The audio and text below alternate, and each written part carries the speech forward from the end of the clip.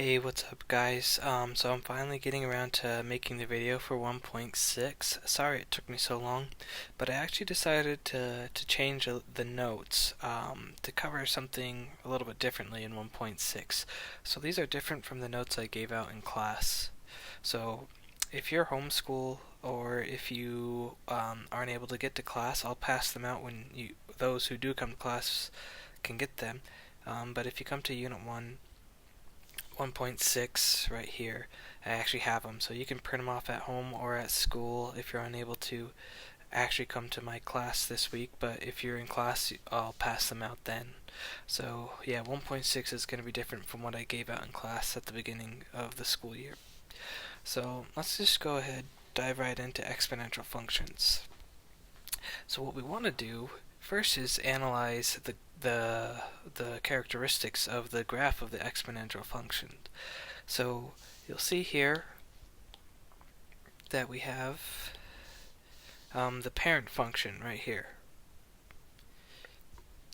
And so it looks like you have like a number b and a variable is no longer like in the b spot, it's actually in the exponent spot. And so you'll see something like 3 to the x or 2 to the x or 1 over 4 raised to the x power. So these are exponential functions. You'll also see that you'll sometimes have a parent function. So parent function, we'll be going over parent functions that look like y equals a times b to the x. So we'll cover functions that look like that. So make sure you know this right here, a times b to the x. Be familiar with that. And so you'll see here though that we have exponential growth right here, and then down here we'll have exponential decay functions. Exponential decay. So you can see that the exponential growths look like this, while your exponential decay functions look like this. So going left to right in that direction, you can see that we're actually going upwards. But then over here, as we're going left to right, we're actually going down. So that's why it's decay. And so if you have a exponential growth function, then that means your b value is greater than 1. So right here, your b value is greater than 1. Okay? Just like this. B value greater than 1. So that is what your exponential growth functions look like when b is greater than 1. And so this is the general shape of the graph. And then notice here, this note right here, which says that the x-axis is an asymptote of the graph. An asymptote is a line that a graph approaches more and more closely. So what it's talking about is actually the x-axis line. You can see here that we're going forever over this way, that way. But this line, this function, will never actually touch our x-axis. It will forever get closer and closer and closer to it, but it will never actually touch. So it will infinitely get closer but never actually touch. So that is what the asymptote is, and that's what exponential growth functions do. They actually never go negative, and we can talk about that later. But just to let you know. Okay, also notice here that the y-intercept right here is at 0, 1, and the y-intercept will be at whatever value your a is. So for example, if I give you y equals 3 times 2 to the x, and we want to find the y-intercept, well, the y-intercept represents the line of x equals 0, right? This is x equals 1, this is x equals 2, so the y-intercept actually represents the line x equals 0. And so if we plug 0 into our function for x, then we get y equals 3 times 2 to the 0. Well, like we talked about in our previous lessons, anything to the 0 power is just equal to 1. So that equals 1. Then we're left with y equals 3. So that's why we call this the initial value. So a is the initial value,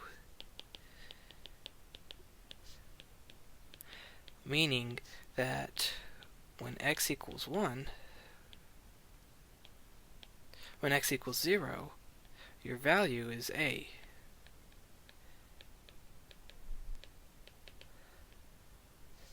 You can also just say that a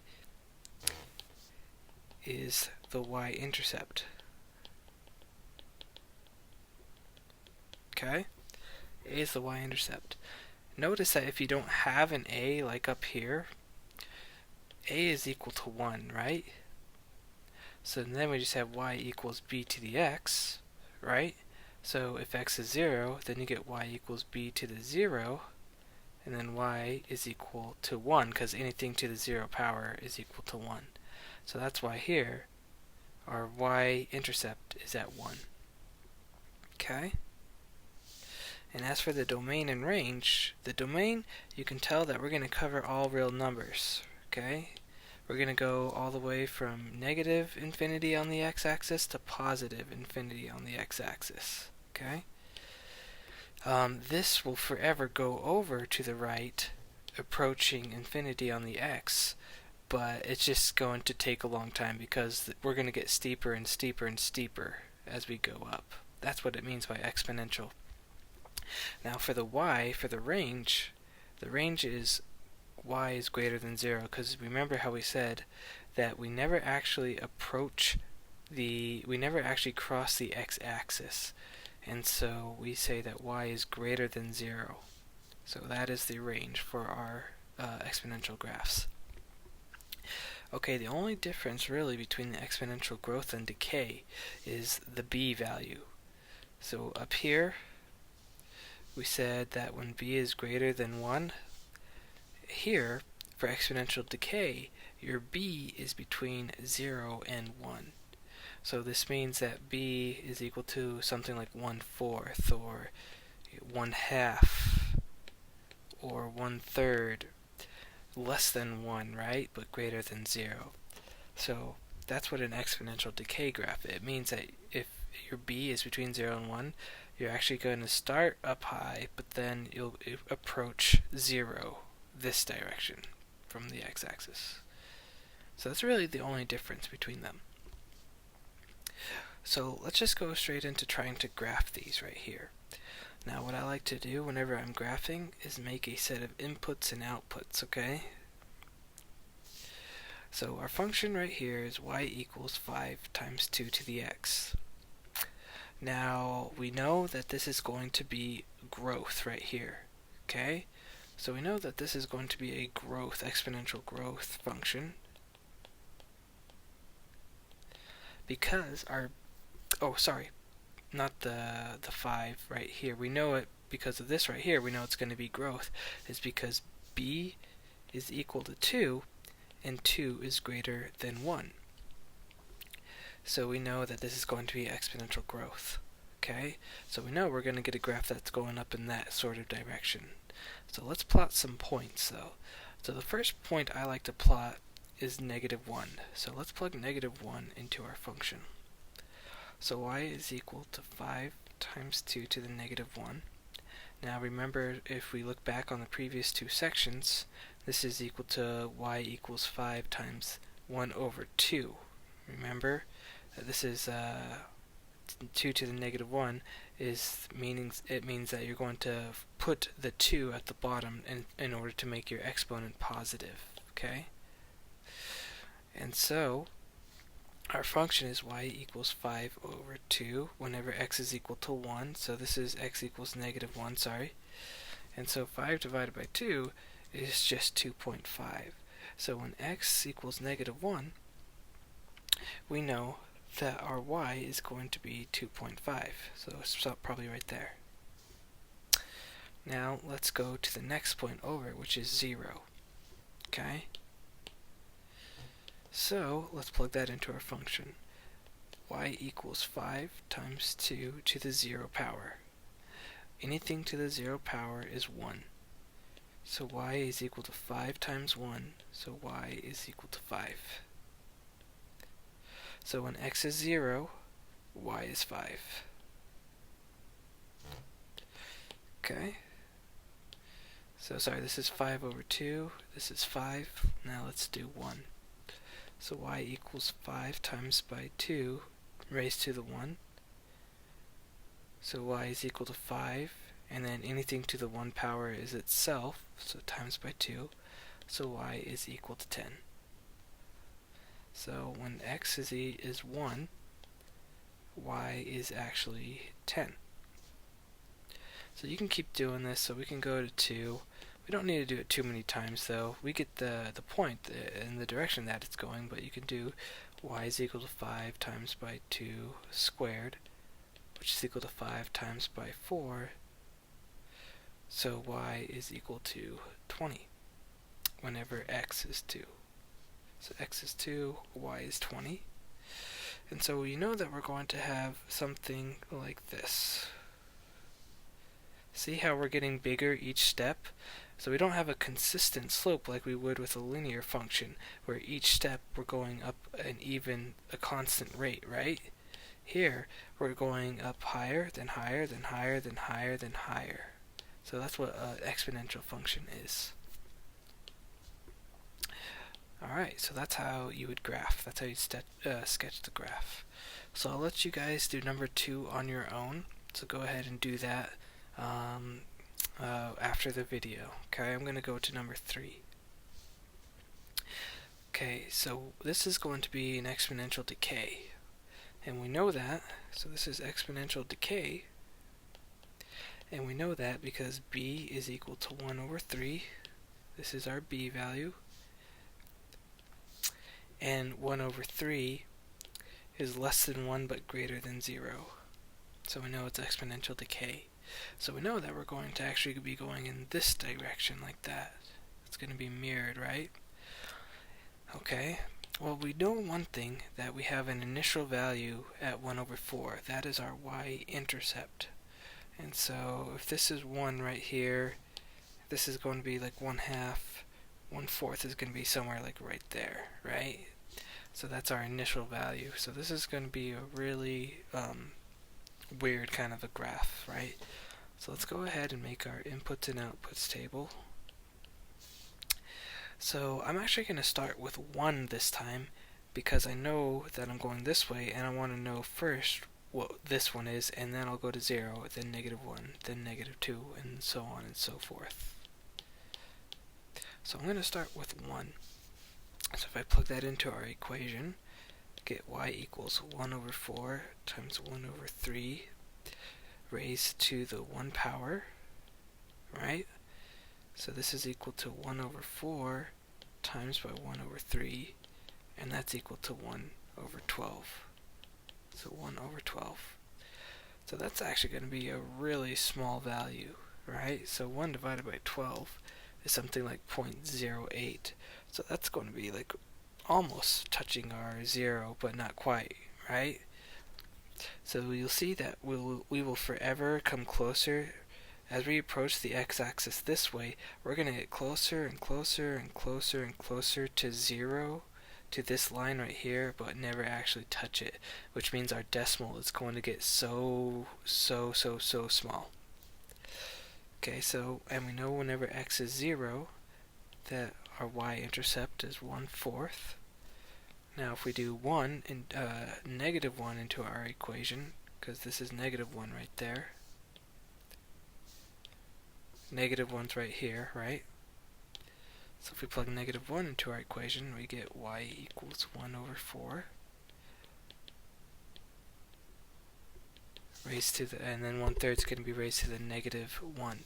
So this right here, remember from our previous lessons, this is equal to 3, because 1 over 3 to the -1 is equal to 1 over 3 to the -1, and then we move it up top, so it's equal to 3 to the first power.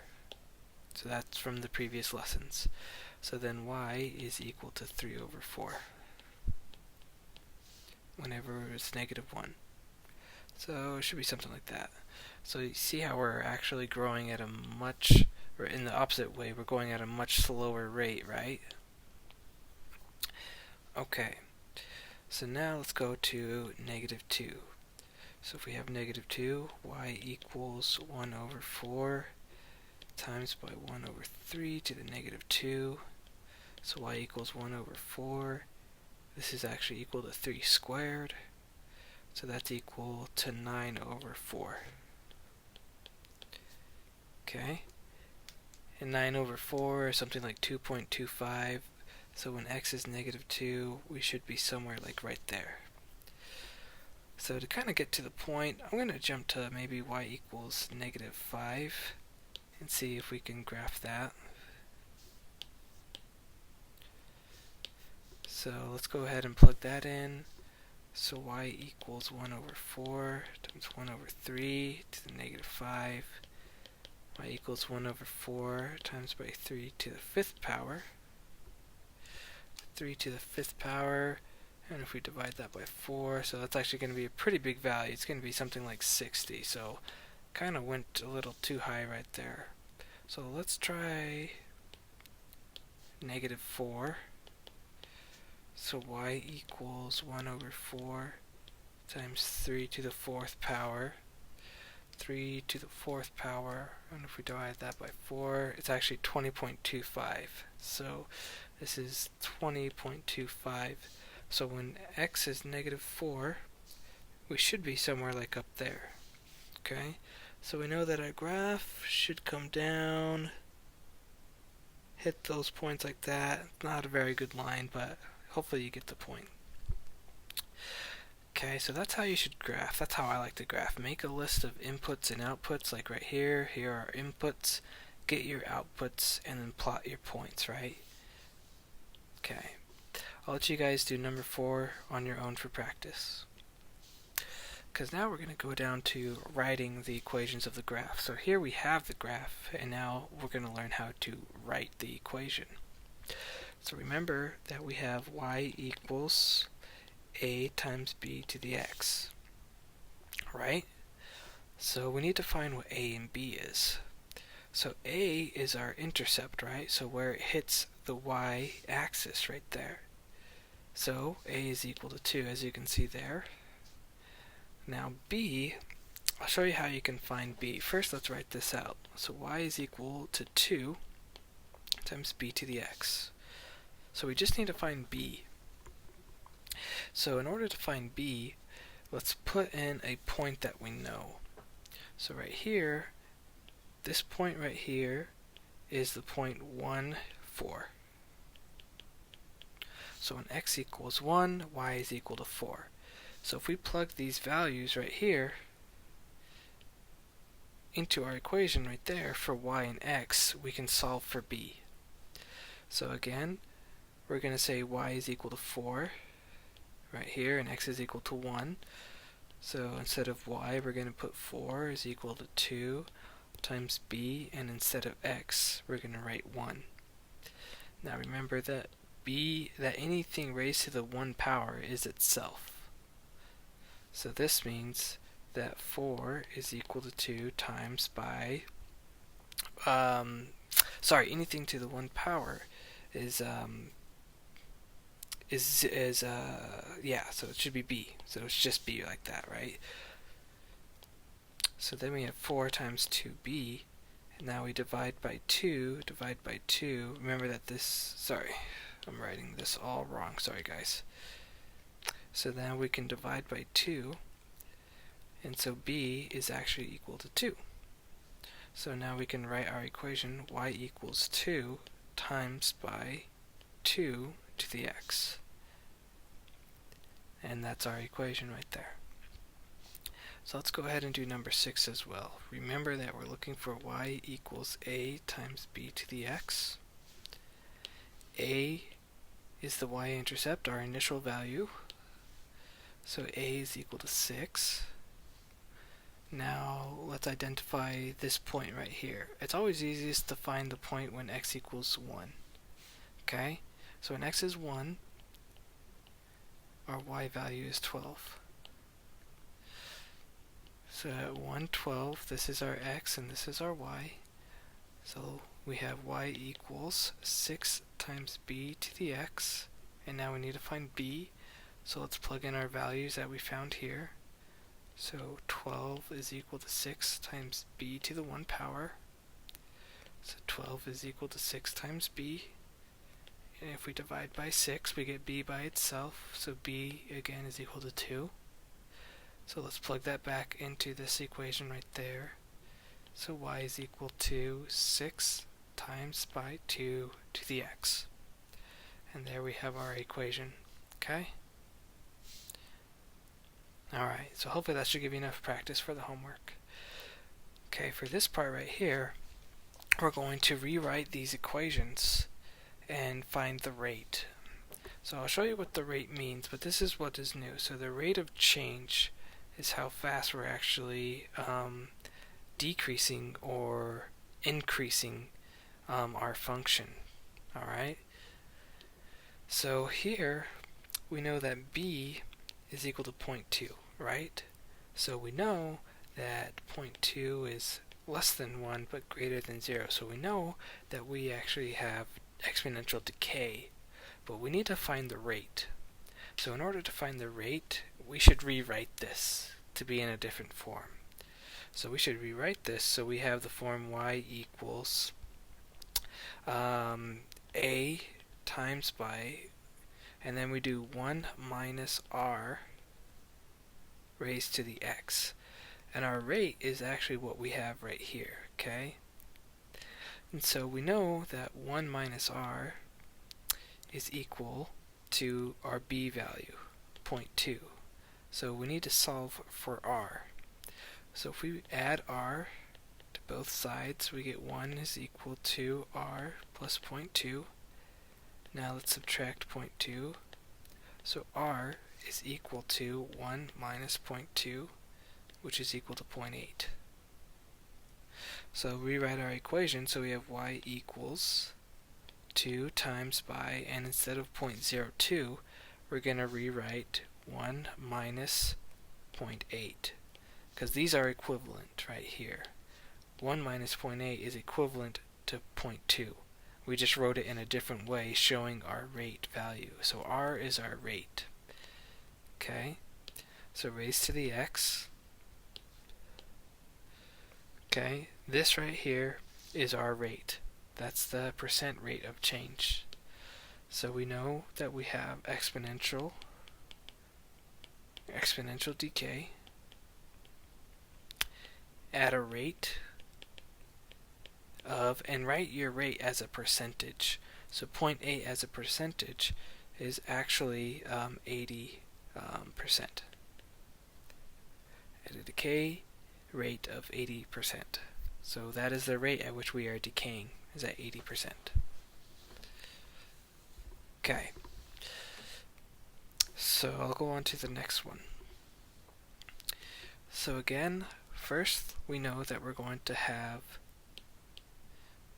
this right here, 1.2. We know 1.12 is greater than 1. So we know we're going to have some growth here. Okay?